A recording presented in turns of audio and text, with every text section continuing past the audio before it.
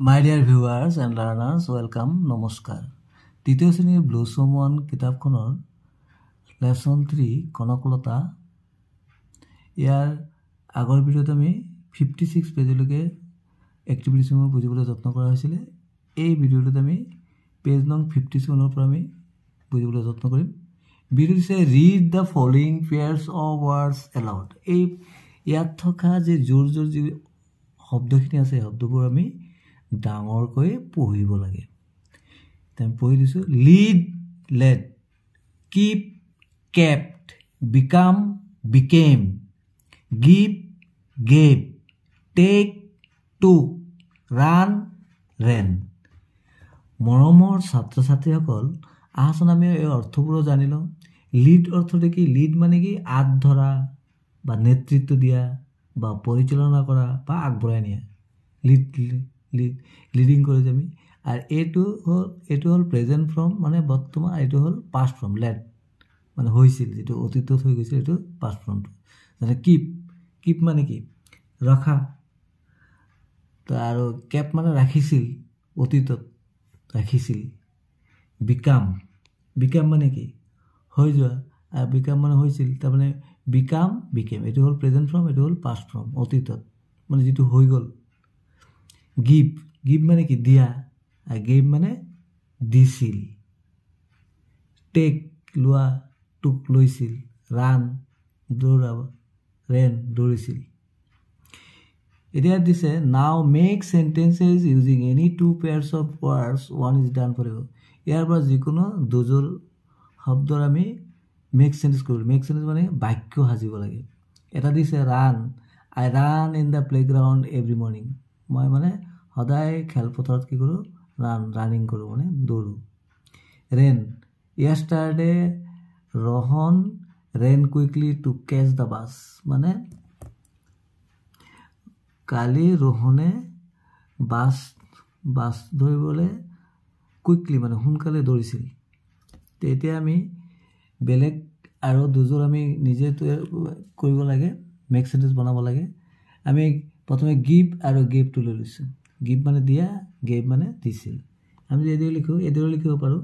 যেনেকৈ please give me a glass of water. Please give me a glass of water মানে কি? অনুগ্ৰহ কৰি মোক এগিলাচ পানী দিয়ক।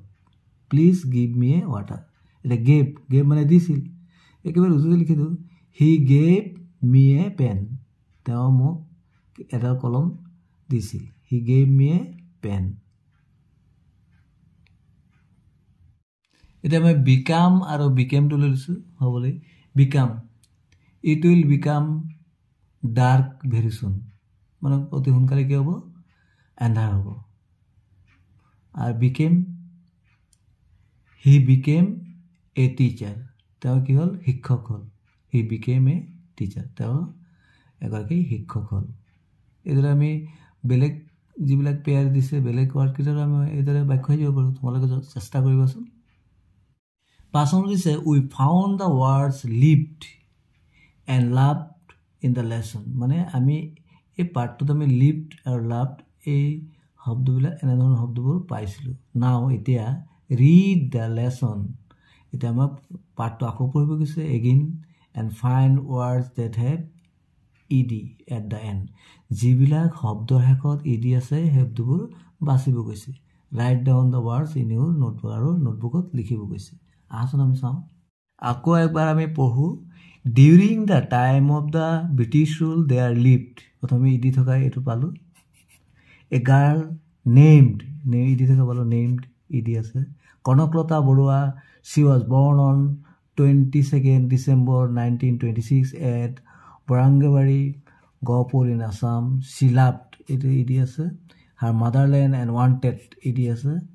to free it from British rule. When Kanaklata was just 17 years old, she joined, ED আছে। the Quit India movement, the aim of the movement was India's freedom. On 20th September 1942, she led, ED আছিলে, a procession carrying the tricolor flag. She wanted, ED আছে। the flag at the local police station. The police warned, ED আছে। her and tried to stop the procession, but Konoklata did not stop. She went on walking, holding the flag flown high. The police started firing. She lost her life for her motherland, India. She was brave young woman who is remembered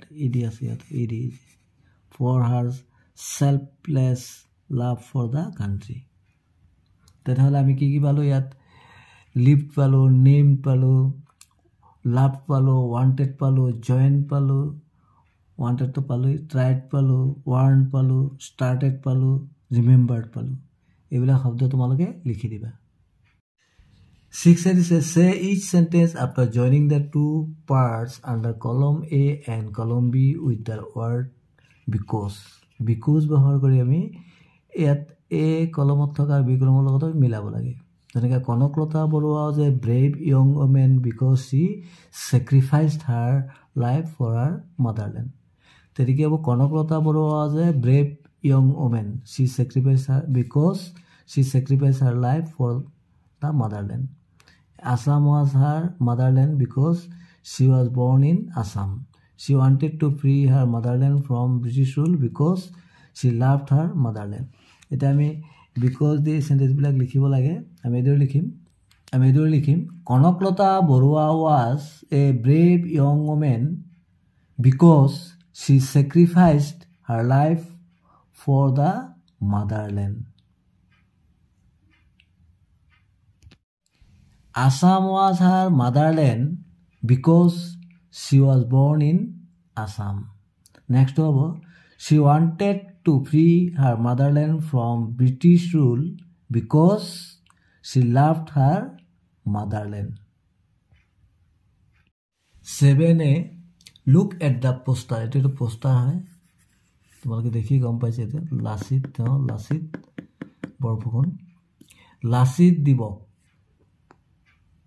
November 24, remembering the valor and patriotism of the brave Ahom General Lasit Borphokon on his birth anniversary. Remembering মানে স্মৰণ কৰি valor and patriotism. Patriotism মানে তাৰ বীৰত্ব আৰু patriotism মানে দেশ প্ৰেম বা দেশ প্ৰেম কাৰ দেশ প্ৰেম brave Ahom মানে সাহসী অসমৰ কি আছিল তেওঁ লাচিত বৰফুকন কি আছিল সেনাপতি on his birth anniversary তেওঁৰ জন্মদিনত।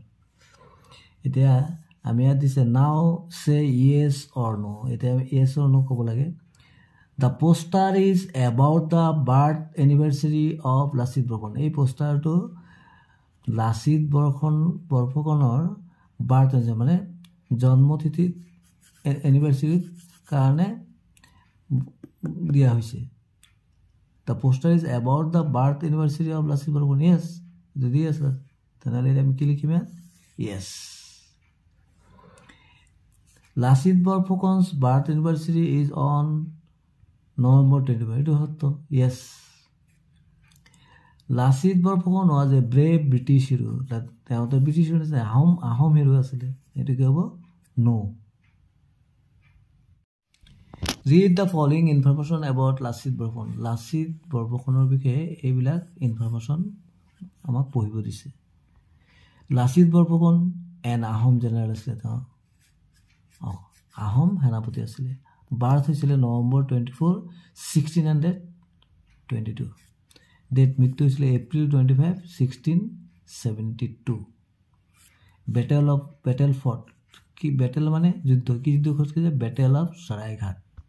তোমৰা জানা যে বেটেল অফ সৰাইঘাট কেতিয়া হৈছিল 1671 আহোম আৰু মোগলৰ মাজত হৈছিল। মোগলৰ সেনাপতি আছিল Ram Singh. Yes, now write down at least 3 sentences about Lasit Borphokon from what you read just now.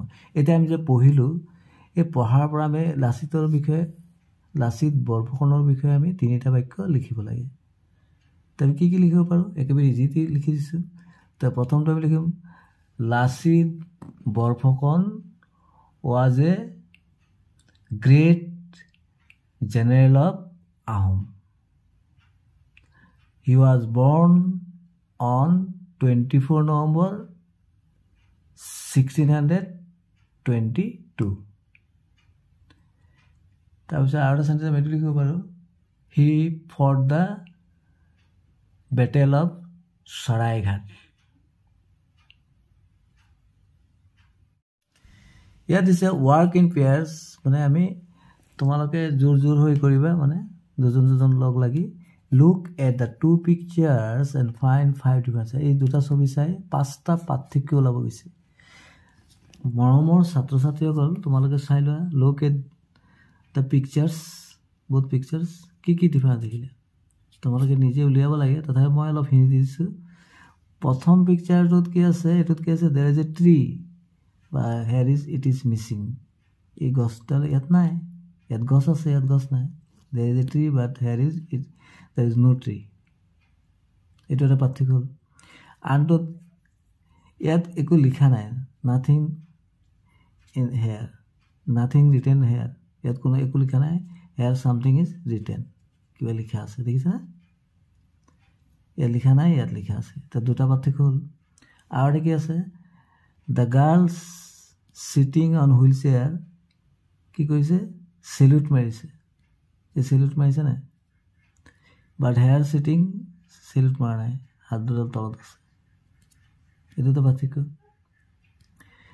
আৰু এটা পাৰ্থক্য আমি দেখিছো ইয়াত কি আছে two children দেখিছে দুটা কিন্তু ইয়াত চোৱা তিনটা আছে ছোৱালী এজনী আছে দেখিছে there are 3 children here but here is only 2 আকৌ এইটো সাইডত কি আছে only 2 children কিন্তু ইয়াত চোৱা বেছি children আছে yes এই পিছপিনে আছে তুমি এইটো এটা ডিফাৰেন্স পালো আমি আকৌ দেখাইছে ইয়াত 3 আছে ইয়াত 3 নাই ইয়াত লিখা নাই ইয়াত লিখা আছে ইয়াত বেছি ল'ৰা-ছোৱালী আছে ইয়াত অকল দুটা আছে ইয়াত হুলচিয়াৰ বই সেলুট কৰিছে ইয়াত ই কৰা নাই এই সাইডত ইয়াত দুটা চিলড্ৰেন দেখা গৈছে ইয়াত তিনজনে দেখা গৈছে তিনটা মোৰ ছাত্ৰ-ছাত্ৰীসকল আৰু এটা দেখিছে আমি ইয়াত there are flowers ফুলবিলাক আছে ইয়াত no flowers here ইয়াত কোনো ফুল নাই ইয়াত দিছে look at the picture ছবিটো চাব দিছে তোমালোকে চাই লোৱা ভালদৰে কি এটো হল waiting shed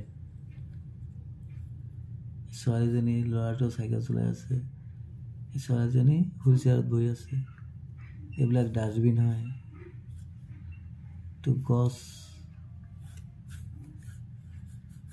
এতিয়া আমাক ইয়াত কিছুমান প্ৰশ্ন দিছে so now think and answer ভাবিব কৈছে আৰু উত্তৰ দিব কৈছে what are the boys and the girls doing ল'ৰাবোৰে ছোৱালীবোৰে কি কৰি আছে তে কি কৰি আছে তেম দেখিছো a girl sitting on wheelchair putting garbage on the dustbinot কি আছে জাবৰ পেলাইছে a boy is cycling through the garbage দলিয়া দিছে a girl is eating banana and she throw the banana peel on the road pelai dise and a man is waiting under waiting shed standing as the man is standing under waiting shed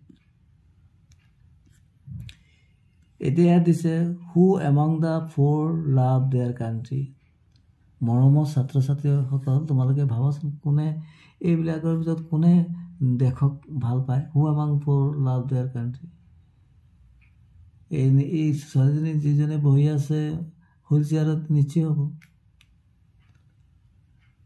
এইজনে কেলে the girls sitting on wheelchair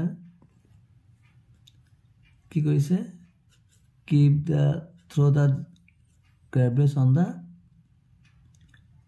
dustbin ta mane ki koise ta ki koise surrounding sari pak to ki koise surrounding to ki koise subsequent rakha mane dekhok bhal poa ta bisot is do you throw waste on roads or at public place tumi ki বেয়া বস্তু যিবিলাক মানে ধৰা ৱেষ্টবিলাক যিবিলাক বেয়া বস্তু এইবিলাক কি তোমালোকে পাব্লিক ৰোডত বা পাব্লিক প্লেচত পেলোৱা নেকি? নিশ্চয় নেপেলোৱা। তোমালোকৰ নিজৰ মতে তুমি পেলোৱা না নপেলোৱা এতিয়া তোমালোকে নিজৰ মতে লিখিবা। মোৰ মতে নেপেলোৱা হয় নাই? তোমালোকে যিহেতু ষ্টুডেণ্ট তোমালোকে নেপেলোৱা। গতিকে no I do not throw' waste on roads or at public place. তাৰপিছত দিছে if someone throw' garbage on the road what should you do? মানে কোনোবাই যদি জাবৰ মানে ৰাস্তাত পেলায় তেনেহ'লে তুমি কি কৰিবা? কি কৰিব লাগিব? তোমাৰ কি কৰা উচিত? নিশ্চয় তুমি at first you will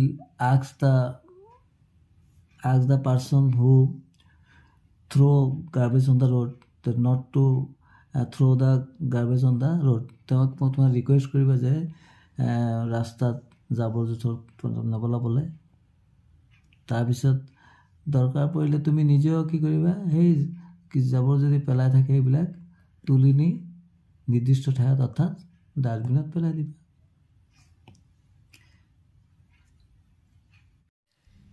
thanks for ৱাচিং। Stay connected. আজি আমি 61 পেজলৈকে বুজিলোঁ। ইয়াৰ পৰৱৰ্তী ভিডিঅ'ত পিছৰ পেজত থকা এক্টিভিটিসমূহ বুজাবলৈ যত্ন কৰা হ'ব। কিপ ৱাচিং। Thank U.